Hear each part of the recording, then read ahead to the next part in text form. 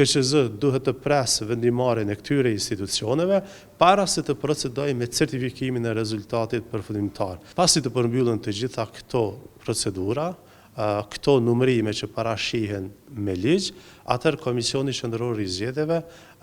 është në gjendje që të shpallë rezultatin përfundimtar. Aktualisht në qendrat komunale të numërimit është duke u bërë verifikimi i rezultateve nga zgjedhjet për kryetarët e komunave dhe verifikimi i rezultateve nga zgjedhjet për kuvendet komunale. Më shumë se gjysma prej tyre tashmë kanë përmbyllur këtë proces dhe ato që kanë mbetur kësaj liste pra pritet i shtohen edhe komuna tjera gjatë ditës së sotme e premte, por natyrisht edhe gjatë fundjavës. Komisioni Qendror i Zgjedhjeve shpall rezultatin përfundimtar të zgjedhjeve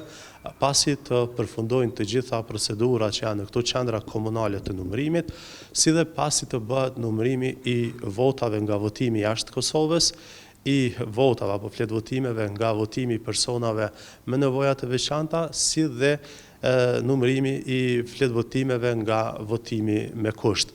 Komisioni Qendror i Zgjedhjeve është duke u angazhuar maksimalisht që sa më shpejt të shpallë rezultatet përfundimtare, sidomos nga gara e zgjedhjeve për kryetarët të komunave, për faktin se sipas ligjit për zgjedhjet lokale, raundi i dytë i zgjedhjeve duhet të mbahet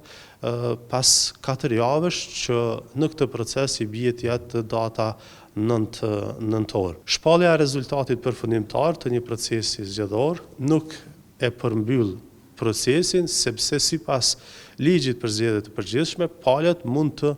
ankimohen ndaj këtij rezultati fillimisht në PZAP dhe çështja mund të shkojë deri në Gjykatën Supreme.